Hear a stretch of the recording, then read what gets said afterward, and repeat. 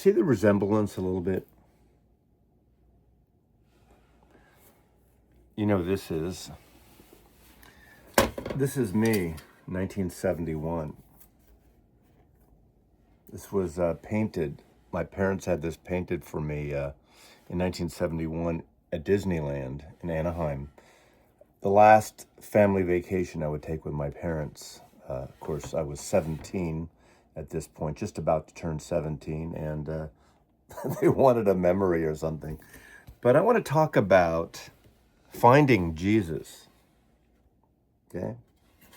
Thought this would be appropriate video to present to you on Easter Sunday. Now, I'm Jewish. I don't believe in Jesus as the Son of God, but I appreciate his work. I like his hits. I don't mean any disrespect for the believers out there who are watching this. All the power to you. The Jews believe in Jesus was a carpenter, a rabbi maybe, and I wish people would follow the goodness of Jesus and how he tried to help the poor and help people. But it's unfortunate that becomes political.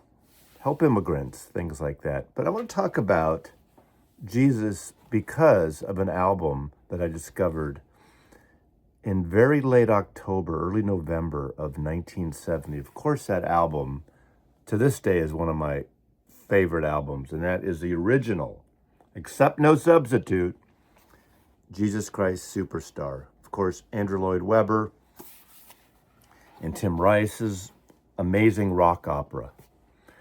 Now, I can't remember if I got their previous piece. I don't know if it was released before, but I got it around the same time or a little after, Joseph and the Amazing Technicolor Dreamcoat.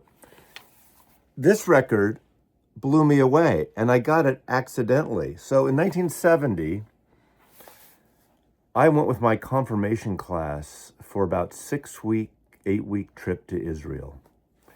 We lived on a kibbutz, Tel Yitzhak, very near Tel Aviv. We traveled all over Israel. Of course, we had our base was at Tel Yitzhak. We'd have weekends where we could go. I think we had 2 or 3 free weekends where we could leave on our own in Israel. We were 16 years old. In fact, I turned 16 that year, August 23rd, on my way back on the plane. I think the way coming back, I think my birthday lasted longer than 24 hours that year. So 15, basically 16. I kind of fell in love for the first time on the trip with Judy. Leave it at that. In Israel, we went to Jerusalem, the old city. We went to Bethlehem. We went up to the Golan Heights. We went to the Dead Sea. We hiked up Masada. I believe a few years later they finally put a tram, but we had to get up something like 3:30 in the morning, 4 a.m. to hike up because the heat is unbearable. And we hiked up to the top of Masada and then down. It was an amazing trip that year, and amazing. But anyway, in late October, early November, I was in a record store, a mom and pop store. It was run by these seemingly elderly women. They were probably in their 40s. And it was called Dowdy's or Doty's, Doughty. And for whatever reason, I'm not sure how they did it, they had some of the cheapest records on. I mean, they were like maybe 40 to 60 cents cheaper than even Tower Records at that point, and some of the other independent stores. They were on Geary Boulevard, very near Park Presidio, if you know San Francisco. Obviously, they're long gone, but they were a great mom and pop, and they had cool records. And my friends and I would go there a lot. Now, of course, 1970, the fall and winter 1970, we had our driver's licenses, so we were driving everywhere. So that was one of our stops. Definitely we go to Tower. There was Music Odyssey on Geary. There was a number of record stores, but I went in one day, and I can't remember which friends I was with, and there's a display of new releases, and they had standing, it almost like it was propped up, one copy, maybe they had another one somewhere, but of this box set. But I don't remember, there was no listing other than these names. Now, the only name I think I knew at the time was Ian Gillan, who just joined Deep Purple at the time, but I didn't know at the time Murray Head, I don't think. Yvonne Elliman, I didn't know. Didn't know these people. Mike DiAbbo. I just was so intrigued by this cover, and I hadn't read anything about it. No review, nothing. These are the days before all the hype, like now with the internet. You kind of already know something before it's even released. But I was very intrigued by this, and I think I was in a spiritual period in my life, having gone to Israel, coming out of that, just seeing the places where the events took place, some of the events. And I just was just sucked into this. So I bought this record. Hadn't heard a song, hadn't heard the hit, which became a hit. It hadn't become a hit yet, actually. It took about 3 months before this really had some traction. I believe it wasn't until February, March, April when it really got big in the United States, way before the stage plays and, obviously subsequent film several years later, which I am not a fan of personally, but I'm going to get to that in a little bit. So this record, of course, had the libretto, and I followed this. This is one of those albums that I played all the time, and I learned the story of the last, 7 days of Jesus Christ. My original sleeves, I probably should put this to the Humming Guru, clean these records. The sort of yellowed sleeves. I need to get them in poly sleeves of some sort. But I just was touched by this record, and I learned the story from this point of view, from the Catholic point of view of Jesus Christ, Christian point of view, I guess. I studied comparative religion a little bit. To this day, I'm considered agnostic. I'm hedging my bets, not quite atheist.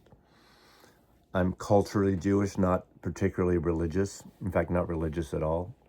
I remember every few days listening to this album straight through, following the libretto, going through it, and just really like it. What I like about this record is not only the story it told me, but I like the music. There's some great orchestration. Now, Ian Gillan, obviously from Deep Purple, the newly installed person in Deep Purple is Jesus Christ. Murray Head is Judas. Yvonne Elliman, Mary Magdalene. Of course, later she became even bigger, working with Eric Clapton, touring with Eric Clapton, playing on some of his records and touring band. And of course, she was in the movie. A few people transferred to the movie version 1973. I don't like the 1973. Sorry, Mr. Neely. I don't like that soundtrack. I didn't like that movie. I didn't like, was that Norman Jewison, I think? Am I right, who directed that movie? The mix with the modern jets and I didn't like it. I thought it could have been so much better. But Andrew Lloyd Webber and Tim Rice did a wonderful thing here. I think they worked on the single, the song, Superstar first as a sort of a test period. I'm hearing bells, tubular bells in the background. And then they finally put this record together over 1969 and 1970. And of course, later it became massive around the world. Tons of productions, and you know the rest. But I pull this record out every year. I pull it out at Christmas time, and I realize it's not a Christmas record, but it came out just around the Christmas season, right? Thanksgiving, Christmas, and I played this record to death. And every year at Christmas, I pull it out. I realize it's a record about Easter, but for some reason, maybe it's because it came out towards the end of the year, and that's in my sense of memory is when I got into it. Some years later, I got this wonderful gold disc, the ultimate master disc version on compact disc. And I think the original release, but to me, this was the best sounding. I haven't compared to any other versions, but I play this. I was playing it in my car a long time. Don't really have my CD set up in the car anymore. But I love this record. I love how it's essentially a rock record. It is orchestrated, but the arrangements are brilliant. The band, I believe, a lot of the members were from Joe Cocker's band, the Grease Band. and they do a brilliant job. The arrangements are great. There's an avant-garde mood to it as it goes on towards the end. Of course, some of the songs Tim Rice and Andrew Lloyd Webber took from other projects they worked on and rewrote them. King Herod song is one that I think they changed the lyrics. It was from something else. I Don't Know How to Love Him was a hit also. Like good Broadway musical and operas, they bring the themes back throughout. And there's obviously very much highlights. Again, like King Herod's song is a showstopper. You're the Christ, you're the great Jesus Christ. Victor Brock's Sweet Caiaphas, the high priest, with that really low baritone voice. There's so much in this, and the personalities of the various actors, singers, performers. Murray Head came from the West End theater scene originally, I believe, and had a hit with Jesus Christ Superstar, was Superstar.